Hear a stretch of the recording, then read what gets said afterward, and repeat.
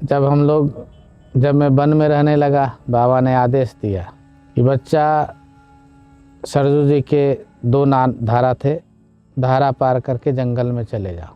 वहाँ बाबा के शिष्य कई महात्मा रहते थे जंगल में, बहुत बड़ा जंगल था, कई किलोमीटर में, सरजू जी के किनारे देवरिया में।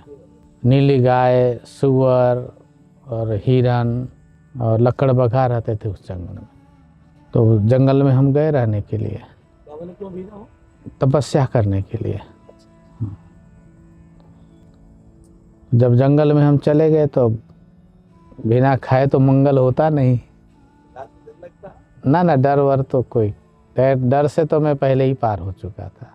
परमहंस साधना करी हमने, ब्रह्मपुरी है ऋषिकेश के ऊपर, वहाँ परमहंस साधना किया। डर तो वहीं निकल गई थी सारी, एकदम मस्त रहते थे कि मैं शरीर ही नहीं हूँ, समझ रहे हैं ना। मैं परम ब्रह्म परमात्मा का स्वरूप हूँ और जितने भी जीव हैं, हर जीव में अनुभव करना कि ये सब हमारे ही हैं।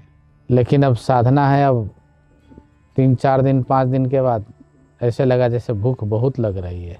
तो मैंने सोचा यहाँ है नहीं कुछ खाने को, फिर भूख क्यों लग रहा है। अगर कुछ खाने को हो, भूख लगे तो अच्छा है, समझ रहे हैं ना। क्योंकि शास्त्र का वचन है, दृश्यते विषय लभते विषयाम। अगर विषयों को देखे तो विषय की इच्छा होती है, ये स्वाभाविक है। चाहे कोई भी विषय हो, भोजन का हो, पहनावा का हो, धन का हो, स्त्री का हो, घर मकान दुकान का हो, देख के ही मनुष्य को ये होते, अरे इसका घर कितना सुंदर, मेरा भी ऐसे ही होना चाहिए, समझ रहे हैं ना। तो बाबा ने बताया कि बच्चा, मनुष्य प्रचार प्रसार करता है किसी चीज़ का, और मनुष्य से मनुष्य प्रचार करता रहता है हमेशा। तो जब तक मनुष्य देखे ना इन चीज़ों को, तब तक वो बचा रहता है। तो हमने कहा कि यहाँ कोई भोजन का साधन नहीं है, फिर भी भूख लग रहा है, क्यों लग रहा है ये।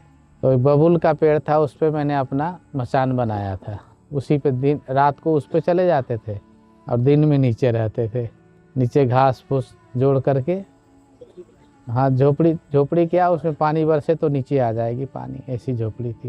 तो और रात को ऊपर 2-3 लकड़ी लगा के और उस पर छोटे छोटे लकड़ी लगा करके बैठने और लेटने लायक भी बना दिया था, बढ़िया था वो। मतलब कमर तक लेट जाते थे, कभी पाँव ऊपर कर लिया ऊपर ऐसे। तो मैं सुबह गया पेड़ वृक्ष के ऊपर, मैंने सोचा यहाँ देखते हैं आसपास में कुछ है या नहीं है। ऊपर और चढ़े तो मुझे गन्ने की खेती दिखाई दी थोड़ी दूर पे। तो मेरे से वहाँ लगता है कुछ है। तो उस दिशा में गए, करीब 1-1.25 किलोमीटर होगा वहाँ से। तो वहाँ पे होते थे यादव लोग रहते थे, भैंस गाय ये सब ना जंगल में, उनकी खेती थी वहाँ, और गन्ने की खेती कर रखी थी, काफ़ी बड़ी खेत थी। मैं तो बड़ा खुश हुआ गन्ना देख के। गए तो हमने सोचा यहाँ जिसकी खेती है उससे पूछना चाहिए।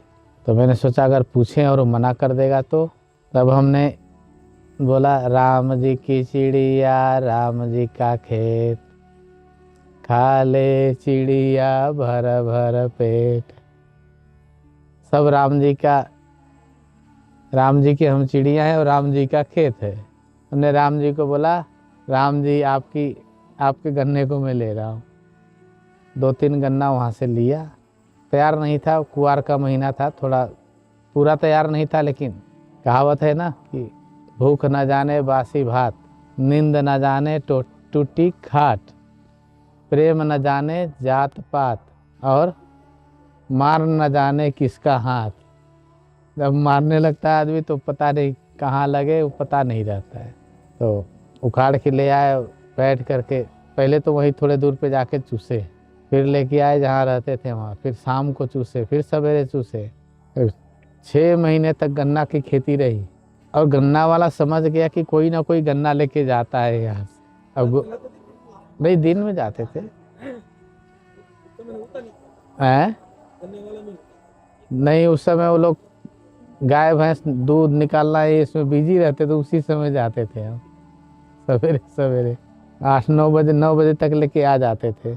और गन्ना वाला धीरे धीरे समझ गया कि कोई ना कोई गड़बड़ी है यहाँ पे। वो देख लेते हैं ना, जड़ में टूटा हुआ है, उसने पता लगा लिया, देख आने का दाने का जगह बना था।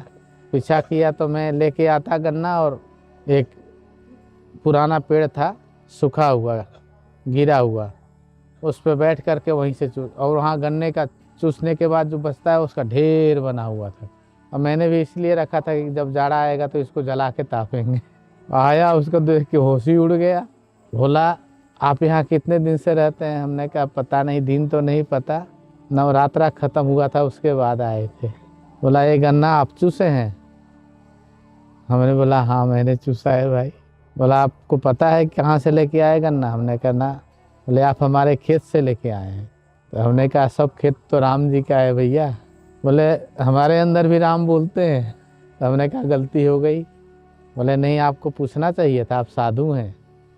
हमने कहा मैंने पूछा था राम जी से, और मैंने सोचा मामला तो गड़बड़ हो गया। बोला आप गन्ना मत लाइएगा वहाँ से, बताइए कितना क्विंटल गन्ना आपने चूस दिया मेरा। हमने कहा चलो भैया। फिर हमने सोचा ये भी राम जी की इच्छा है। तो यही महीना चल रहा था माघ का, अब वो गन्ना भी कटाई शुरू हो रही थी उस समय में। फिर हमने सोचा फिर वहाँ से पत्ते वृक्षों के लाए 2-3 दिन। फिर तीसरे चौथे दिन खुद आया वो दूध लेके। बोला ले लीजिए दूध पी लीजिए आप। तो हमने कहा भैया रहने दो, एक दिन दोगे फिर दूसरे दिन कौन देगा? बोले हमारी गाय भैंस यहाँ रहेंगी अब, और जब तक यहाँ रहेंगी तब हम आपको दूध रोज़ दे दिया करेंगे। तो हमने बोला कमंडल में डाल दो। डाल दिया तो उस दिन तो कच्चे पी गए, आग नहीं थी। फिर हमने सोचा आग कहाँ से लाए, फिर उसी के यहाँ गए। हमने कहा आग दे दो भैया। तो धुना जलाया फिर, और रोज़ दूध देता था हमें। ऐसे कम से कम 1 साल वहाँ रहे हम। हाँ, फिर बाढ़ आई दूसरे उसमें, तो ज़मीन थोड़ा ढाल में थी, पानी भर गई वहाँ। तो फिर हम दूसरे जगह चले गए। तो उस क्षेत्र में हम 2 साल रहे वहाँ, दूध ही पीते रहे। फिर रोज़ दूध ला के देता था वो, और कभी हम भी चले जाते थे। तो वो तपस्या किया वहाँ पे। और रोटी लावे कौन, मिलेगा कहाँ से?